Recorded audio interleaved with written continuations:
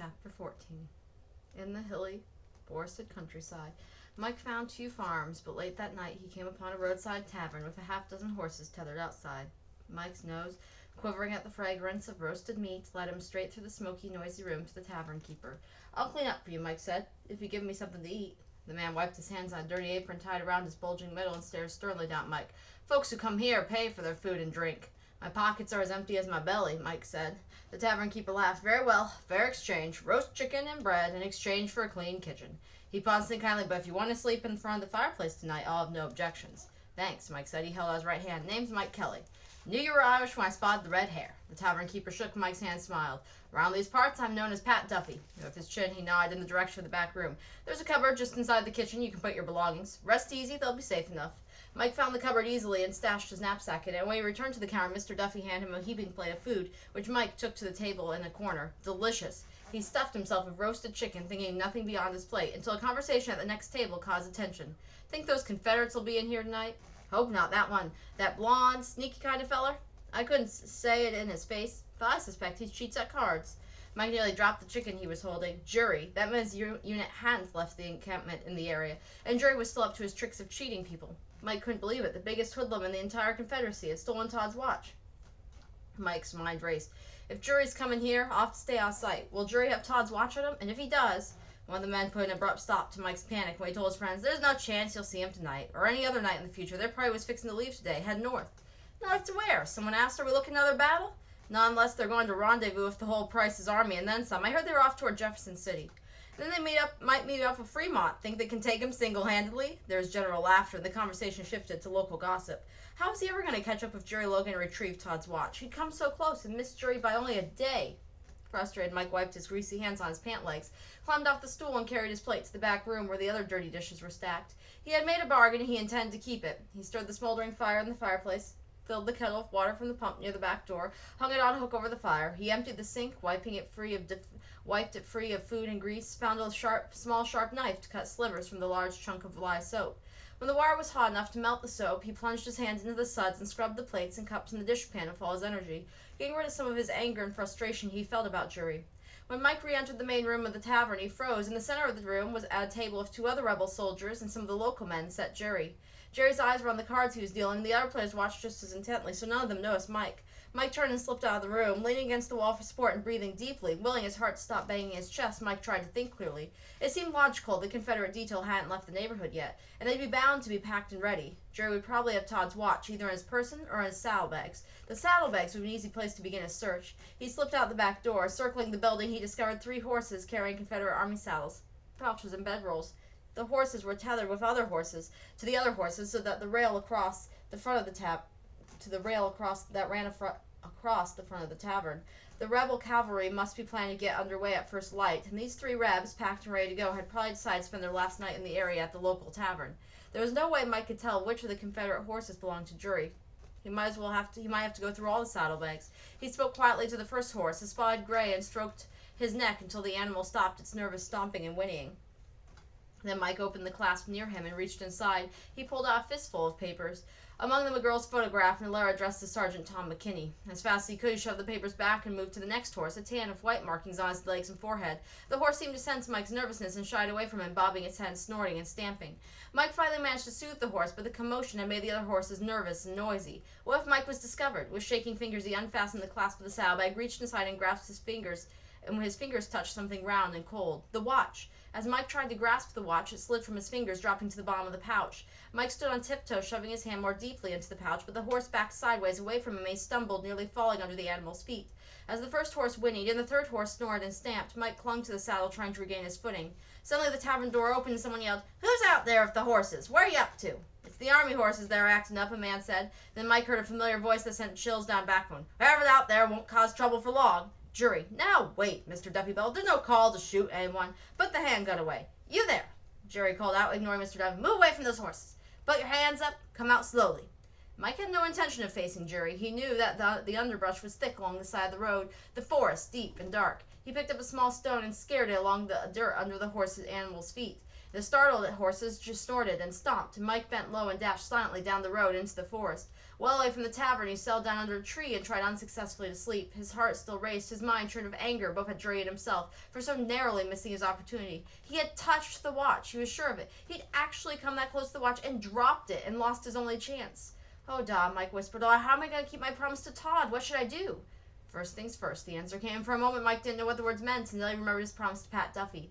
In the morning when his customers have left, I'll fulfill my part of the bargain, Mike thought. Come to think of it, I'll have to return anyway to collect my knapsack. More at peace with himself, Mike curled up and fell asleep. It was dark when Mike awoke and he made his way back to the tavern. Horses were gone, the building was dark and silent. Mike approached cautiously. He'd already determined there was no room for living quarters in the tavern. He'd have the place to himself. He tried the front door, it was padlocked. He checked the back door next, it too was locked. Mike was undaunted. There must be a window to open. Sure enough, he found one next to the back stoop. He slid it open and slid into the kitchen. The fire in the fireplace still glowed, so it was easy to add kindling and wood and bring it to life again. And then Mike set about completing his chores. With cloths and hot soapy water, he tackled the greasy tables and chairs, swept the floor. Pleased with his work, he attacked the remaining dirty dishes and put them on shelves and poured the wash water out of the back door. The sky slowly softened to gray, and Mike knew it was time to be on his way. "Did a good job, Da," he whispered. "You could be proud of me." All was in order, and the fire was low again, and no need of banking, so Mike opened the cupboard and reached for his knapsack. To his surprise, an envelope lay on top of his knapsack. He opened it and found a few bills and a note from Mr. Duffy. "Knew you'd be back. Have a safe journey." Gratefully, Mike tucked the note and the money into his knapsack. The cash would serve him well. He left the tavern through the window and pulled the sash back in place. By nightfall, he would reach Rolla and rejoin his company. With a new drum and drumsticks, he'd soon be ready to take his place in battle again, and maybe he'd once again meet up with Jerry Logan. Mike had trudged for a short while when a wagon driver stopped and offered him a lift. "Going to Rolla?" the man asked. When Mike nodded eagerly, he offered, "Climb in the back, room between potato sacks." In a way, Mike was glad to be relegated to a wagon bed. The potato sacks made a lumpy but not too uncomfortable cushion, a good hiding place in the event they met up with the Confederate patrol. There was no sign of a rebel cavalry, however. Mike deduced that the soldiers had abandoned their camp and followed a side road north to Jefferson City. He lay back to relax, stared at the bright blue sky, glad that soon he would return to his company. After hours of light sleep and anticipation, Mike at last stood by the Union Army camp outside the town of Rolla. But instead of bounding toward the encampment as he'd expected to do, Mike felt a heavy mixture of pride and dread as he was unable to move toward the roadway. He watched the activity at the gates as though he were a stranger and not a loyal drummer returning to duty. This was his company, where he belonged, yet his captain had been killed. Ben, the Kansas volunteer, so eager to return home from his 3-month tour of duty was up, had been shot dead as well, and Todd was doubly violated, killed and robbed of the one thing he valued most. The same fearful visions Mike had tried to forget, splattered blood, screaming wounded, the pounding roar of the fight at Wilson's Creek, rushed back to his mind with renewed force. As frantically as he tried, he was powerless to push them away. War, no matter its purpose, was a horrible, horrendous nightmare made real. Mike remembered when he and Todd had thought their joining the army would be a great, exciting adventure. He couldn't believe he'd been so wrong. But for all the brutality of battle, he had signed on to help put an end to slavery by serving his country, and now it was time to report for duty. He limped to the guard at the gate.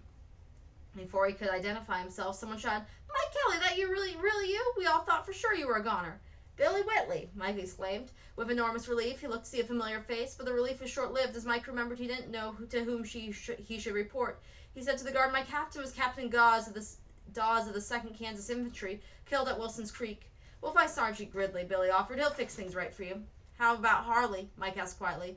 "Harley's here," Billy answered, and Mike let out a long breath of relief. As they walked through the camp, Billy chuckled. "Thought we'd be home by now, didn't we? Those Rebs fooled us." "Have you heard where we'll be going next?" Mike asked, raising his voice over the bustle going on around him. Harley said he heard General Fremont plans to march south to Jefferson City, retake Springfield. Mike thought sorrowfully about the people who had remained in and near the battered town of Springfield. How were they going to withstand another attack? Billy raised one hand and let out a hello, and Mike looked up to see Sergeant Gridley. As fast as he could, Mike limped toward the sergeant and shouted, "Michael Kelly, reporting for duty, sir." Sergeant Gridley stopped abruptly as he watched Mike approach. "Mr. Kelly," he said, returning Mike's salute, "you weren't listed among our wounded. We feared you were dead." "I was badly hurt, sir," Mike explained in a rush of words. "The Confederate surgeon wanted to take my leg, but the lady at that farmhouse that was in the thick of the battle took me in, cleaned the wound, and tended me until I could walk again." Mike puffed out his chest. "And now I'm fit as ever." The sergeant shoved the right leg of Mike's trousers, whistling when he saw the size of the scar. He touched the leg and Mike winced. "Still hurts a lot, doesn't it?" Sergeant Gridley asked. "Hardly at all," Mike blustered. "My leg grows stronger every day." Sergeant Gridley stood and slowly shook his head. "Mike, you wouldn't be able to keep up with us on a march, and I'm guessing it'll be quite that way for quite some time. That's a bad wound. I'm going to fill out papers needed to give you an honorable discharge." Dismayed, Mike stammered, "But the company needs me." It needs men who are fit to stand the rigors of a march and go into battle. Mr. Kelly, go home and get well again. Grow a couple years older, grow a couple inches taller, and we'll be glad to see you re-enlist. As the drum call to supper rolled up through the camp, Mike's fingers instinctively reached out for invisible drumsticks. Heartsick at the thought of his drum was truly lost forever. His days as an army musician brought to an end. Mike stared at the ground, unable to look at the man who so easily was dismissing him. But Sergeant Gridley clapped a hand on Mike's shoulder. There's been much talk around the camp about how brave you were, how you stood your post no matter what in the thick of fighting around you. Captain Dawes was proud of you. I am too. I see no reason why there won't be a letter of commendation for you.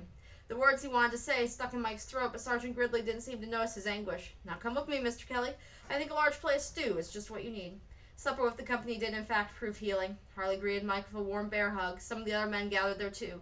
The evening was filled with reminiscences of some of the humorous stories that had been told, the practical jokes that had been played, and all that had gone on since the Battle of Wilson's Creek. The terrible hurt that filled Mike's entire body and mind began to dissipate, and Mike told the men of his journey from Wilson's Creek.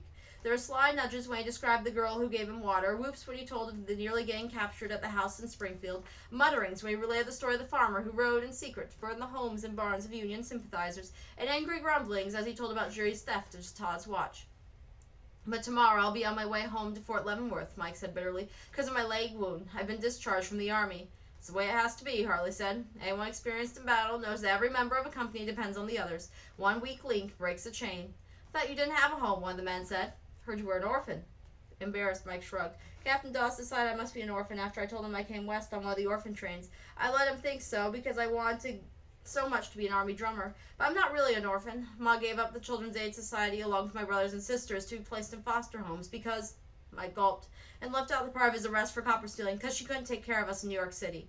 How's Fort Leavenworth come into it? Captain Joshua Taylor's wife took me in. The captain's with his company in Virginia. Louisa's my foster mother. Mike sighed. I had to do something. Anyway, anything to help. So I ran away. That is, Todd and I ran away together to join the Union Army.